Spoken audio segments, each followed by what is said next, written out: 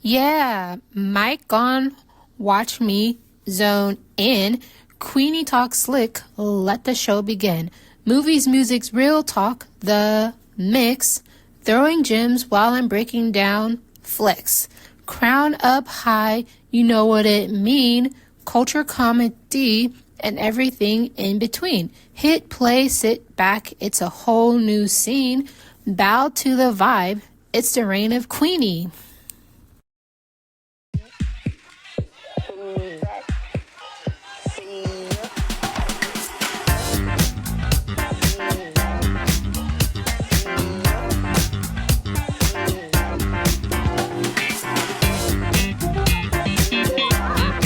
Hi, everybody, and welcome back to another amazing episode of Queen Diva's podcast. I'm your host, Queenie, and if you love movies, TV shows, music, and a little bit of nostalgic mixed with plenty of laughs, then you're absolutely in the right place. Today's episode, I am taking us all the way back to 1993 to talk about one of the most entertaining sci-fi action films ever made, Demolition Man. Now, before we jump into today's review, let me give you a quick heads up. This movie is currently streaming on Tubi for a limited time. So if you've never seen it, or maybe it's been years since your last watch, you might want to hit that pause, watch the movie, and then come back because, yes, there will be plenty of spoilers. And trust me, this movie is well worth it. We've got Sylvester Stallone, Sandra Bullock, Wesley Snipes, explosions, crazy one liners, a future where people were terrified of bad words, and somehow Taco Bell becomes the fanciest restaurant on earth. No, I'm not joking, guys. So let's get into it. The movie wastes absolutely no time throwing us into complete chaos. We meet Simon Phoenix, played by Wesley Snipes, and if there was ever a human tornado, this is him. He's hijacked a building, he's taking hostages, he's laughing while everything burns around him. Meanwhile, Sergeant John Spartan, who is played by Sylvester Stallone, is trying to stop him before everything goes completely off the rails. The action right from the beginning is exactly what you expect from a 90s blockbuster. Explosions? Check. Buildings falling apart? Check. People yelling every 5 seconds? Absolutely. But here's where things get tragic. John, he manages to capture Simon, only to discover the hostages, they never escaped the building. 30 innocent people lose their lives. Whether Simon lied, whether John was set up, or whether the truth is somewhere in the middle, it doesn't matter. John Spartan, he gets blamed. And just like that, our hero is sentenced to 70 years inside the California Cryo Penitentiary. Not a regular prison, a frozen prison. Imagine getting sentenced, then literally becoming a human popsicle. Now remember, this movie came out in 1993. Seeing all the futuristic technology back then had me thinking, whoever designed these sets had some serious imagination. You've got cryogenic freezing machines, digital monitoring systems, voice recognition, touchscreen technology, and honestly, some of it doesn't even look that outdated. That's kind of scary. Then we jump ahead. The year is 2032. John Spartan has been frozen for 36 years. 36. Meanwhile, society has changed in ways no one could have imagined. Crime? Basically gone. Violence? Gone. Smoking? Illegal. Alcohol? Gone. People don't even shake hands anymore. Everybody talks politely. Nobody argues, nobody fights, and honestly, I might lose my mind after just 2 days, or even 30 minutes in this world. So enter Lieutenant Lena Huxley, who is played by the always lovable Sandra Bullock. First of all, seeing a young Sandra Bullock is such a treat. Second, her character is 100% obsessed with the 20th century. She's fascinated by old music, old movies, old police work. Basically, everything everyone else thinks is ancient history. She's driving what looks like a futuristic electric vehicle. Sorry, guys, my vacuum is going around. It just started. I was trying to beat it, but I couldn't. And I couldn't stop laughing because it really feels like this movie looked decades into the future. Watching it in 2026, you can't help but notice how many things they actually got right. Video calls? Check. Electric cars? Check. Voice control technology? Check. AI assisted policing? Pretty close. Now, they didn't predict smartphones, but they definitely weren't too far off. Just when everyone thinks life is peaceful, guess who wakes up? Simon Phoenix. And things immediately goes from peaceful to absolutely insanity. He's brought out for what should have been a routine parole hearing. Instead, he somehow escapes. He kills guards, steals a vehicle, uses the warden's own eyeball to bypass security. I mean, come on, guys. That's one of the wildest prison escapes I've ever seen. The funniest part? The officers of 2032 have absolutely no clue how to deal with someone like him. They're standing around looking confused while Simon is turning the city upside down. At one point, they actually had to watch an instructional video on how to arrest a violent criminal. I almost fell off my couch laughing. Imagine today's police saying, hold up, everybody. Let me pull up YouTube before we arrest this guy. That's basically what happened. And it's hilarious. Simon is blowing up police cars, running circles around everyone, and the entire police department realizes something very important. There's only one man who's ever stopped Simon Phoenix, and that man is John Spartan. So now they have one choice: wake up the guy they locked away. What could possibly go wrong, guys? Well, we're about to find out right after this. Before we jump back into today's episode, here's a quick word from the Queen Diva podcast. Love movies, love TV shows, love hearing someone say exactly what you're thinking while watching a movie? Then welcome to the Queen Diva podcast. Every week, I'm talking blockbuster movies, hidden gems, nostalgic classic, TV shows, music, pop culture, and all the moments that leave us asking, wait, what did I just watch? Whether you're revisiting childhood favorites or reviewing movies that accidentally predicted the future, there's always something to laugh about.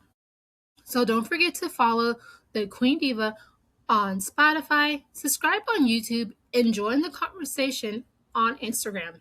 Because around here, every great movie earns its crown or gets completely roasted trying. Now, let's get back to the show. So, the police decide to unfreeze John Spartan. Can you imagine waking up after 36 years?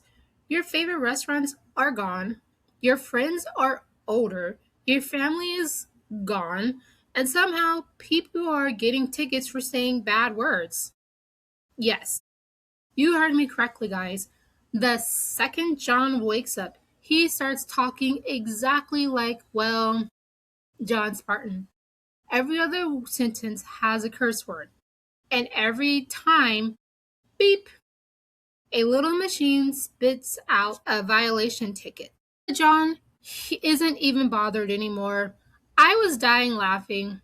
He's just collecting tickets like they're Pokemon cards. And honestly, inflation is bad enough. Imagine having to budget for your monthly I stubbed my toe fines. That future would bankrupt me. Then we get one of the funniest scenes in the movie history. The three seashells. Now, if you've seen this movie, you already know exactly what I'm talking about. John, he walks into the restroom, looks around, no toilet paper. There are three decorative seashells sitting next to the toilet. That's it. No instructions, nothing. I still don't know how those things work. Nobody knows how they work. The movie never explains it. It's been over 30 years, and people are still arguing about the seashells. I'm convinced the writers added that joke just to mess with us forever. And if someone ever tells you they know exactly how the seashells work, they're lying. Because I refuse to believe anybody is wiping with seashells. That sounds painful. Meanwhile, Simon Phoenix is out here treating San Angeles like it's his personal playground. He's already raking up body after body because the police of the future have never dealt with real violence. They're polite, they're respectful, they're calm. Simon, he's blowing up patrol cars before breakfast. The difference is hilarious. One side is trying to peacefully negotiate. The other side is Wesley Snipes having the time of his life. And honestly, Wesley Snipes looked like he was having more fun filming this movie than anybody else. Every scene he's in, he steals it. John quickly figures out Simon is going to look for weapons. The problem? Nobody owns guns anymore. Instead, they're all locked inside a museum like dinosaur fossils. Because apparently guns are ancient history now.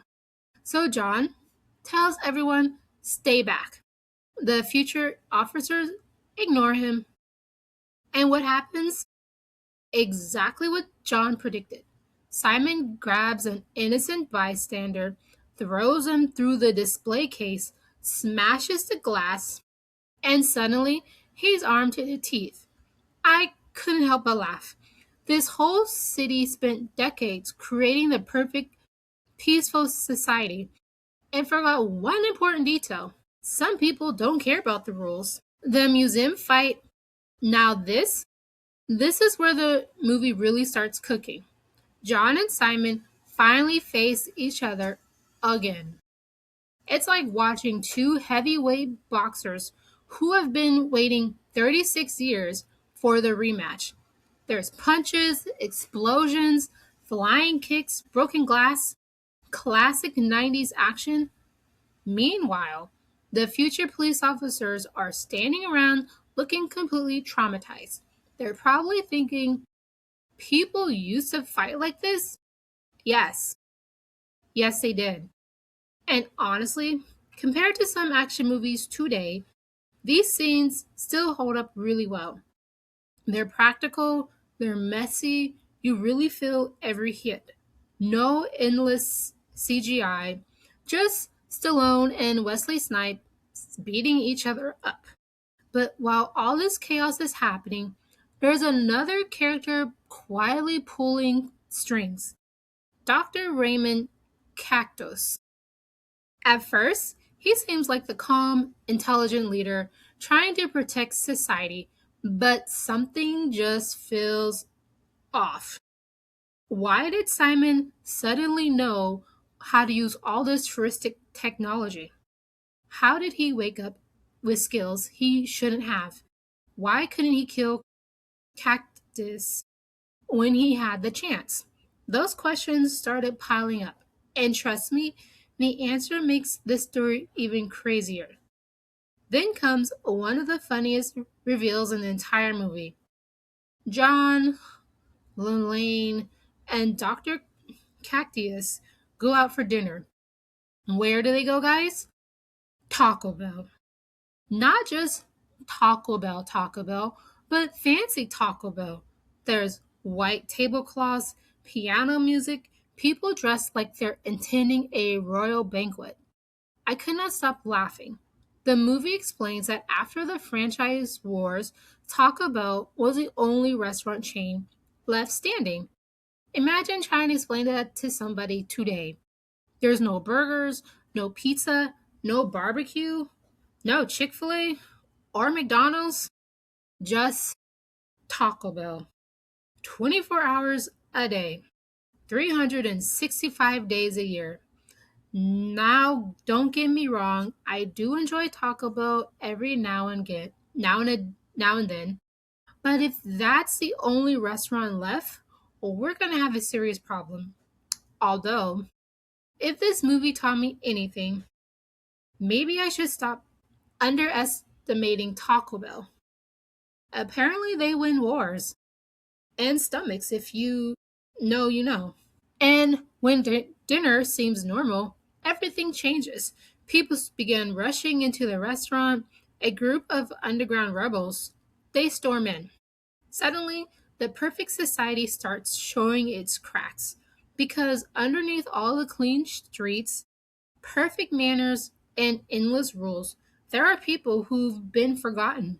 People who refuse to live under Dr. Cactus' vision of paradise.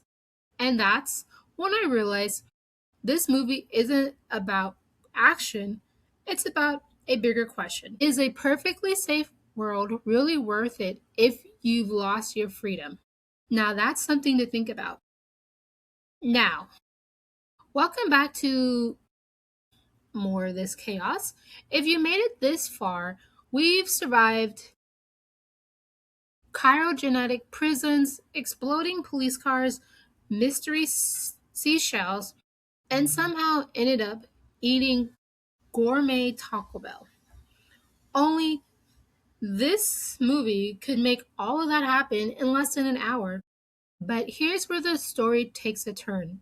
Because this isn't just about catching Simon Phoenix anymore, it's about discovering who's really pulling the strings.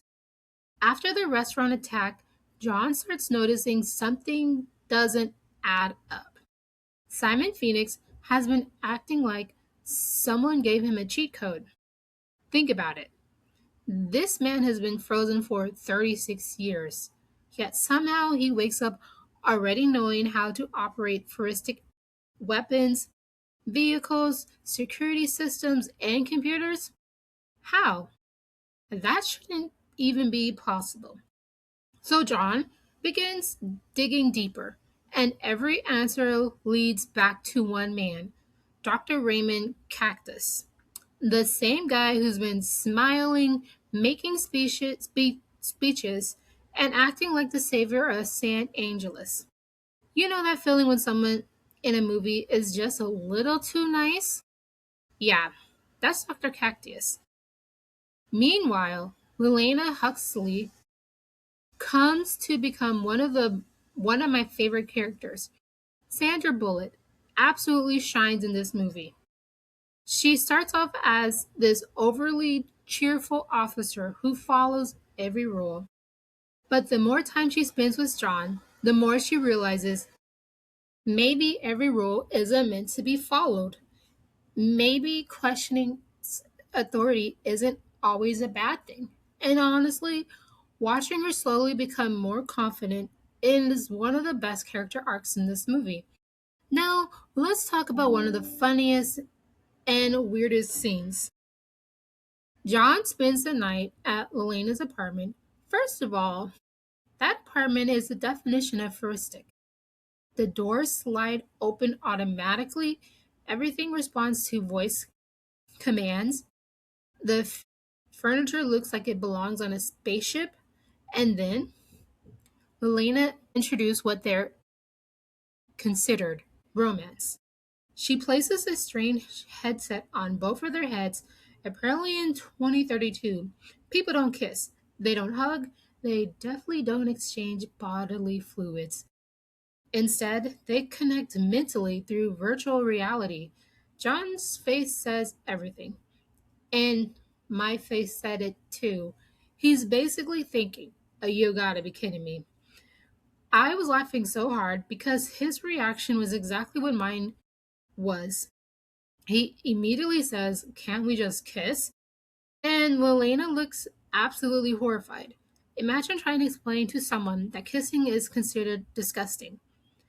No, thank you. I'll keep living in the 20th century with John. Speaking of that, can we talk about how babies are made in this future? Apparently, everything happens in a lab. There's no romance, no spontaneity. Everything is perfectly scheduled and sanitized. That's when I completely understood why they were why there were rebels living underground. Sure, the city is clean, nobody commits crime, everything looks perfect, but somehow along the way, people stop feeling human. John and Elena eventually uncovered the truth. Simon wasn't just frozen during chiral sleep. His brain was programmed, and that's why he suddenly knew martial arts upgrades, advanced technology, and futuristic weapons. Someone intentionally turned him into the perfect weapon, and that someone was Dr. Cactus. Now, things make sense. Cactus wanted Simon to eliminate anyone standing in his way. The only problem, he accidentally unleashed someone he couldn't control. Classic villain mistake. It's like adopting a tiger because you'll think it'll protect your house. Eventually, that tiger remembers it's a tiger. John realizes the only people who might know what's really happening are the underground rebels. So, down into the tunnels they go. And honestly, I actually like this part of the movie. The underground world feels alive. It's messy, it's loud, people are laughing, they're cooking, they're surviving together. Compared to the quiet robotic life above ground, this place actually feels human. John, he walks up to a food stand, looks at the menu, orders a burger. Finally, guys, real food, right? Or he thinks, and or I thought. Then he finds out it's made from rat meat, guys. I almost spit out my drink and fainted. Can you imagine waiting your whole life for a cheeseburger only to discover it's not actually beef? I would ask for a refund and I'd probably fight somebody. John doesn't even have money anymore. So what does he do? He pays with Liliana's expensive watch. Honestly, that burger better have been incredible. Then we meet the leader of the underground, Edgar Friendly. At first, I didn't realize who he was. Then it hit me. Wait, this is the same mysterious guy we've been hearing about the whole movie. He's not some evil criminal. He's simply someone who refused to live under Dr. Cactus' perfect society. He believed people should have choices, freedom, individuality. And while I don't agree with everything the rebels do, I definitely understand why they exist. Every society needs people willing to ask difficult questions. Of course, Simon Phoenix isn't finished causing problems. He launches another attack. And what follows is one of my favorite action scenes, the car chase. Now remember, these aren't regular cars, they're futuristic electric vehicles. John blows out Simon's tires, and Simon calmly tells the car, inflate tires. Excuse me? The tires actually reinflate themselves. I watched that scene thinking, where is that technology today? Forget your self driving cars. Give me self fixing tires. That would save me so much stress over the years. Cause tires are not cheap, guys. Eventually the cars crash, but instead of exploding into flames, A giant safety foam surrounds the vehicle. Again, this movie predicted safety technology decades ahead of its time. After everything settles down, John's own police chief orders him to turn himself in. But something has changed. The officers who've been working beside John have finally seen the truth. One of them even decides to join the rebels because once you've seen how fake the society is, there's no going back. And now, the the final showdown is set. Simon Phoenix has one last plan. Dr. Cactus lies are about to be exposed, and John Spartan is about to face the fight that will decide the future of San Angeles. And in the final part of today's review, I'll talk about the explosive ending, why Wesley Snipes delivers one of the greatest action movie villains of the 90s, Sandra Bullock's unforgettable final scene, my biggest laughs, a few questions that still keep me up at night, like those seashells, and of course, I'll reveal exactly how many Queenie crowns this movie earns. Trust me, you don't want to miss the final. And this is the end of part 1 of Demolition Man. Ayo, crown still glowing as I dip out slow. Queenie dropped heat, now you already know. Keep your head high, let the world hear you speak. I'm back next time, same vibe next week. So stream that, dream that, keep it lit. You've been rocking with the queen, every word on beat. Till next time, stay loud, stay fly. Queenie out. Now let that beat ride.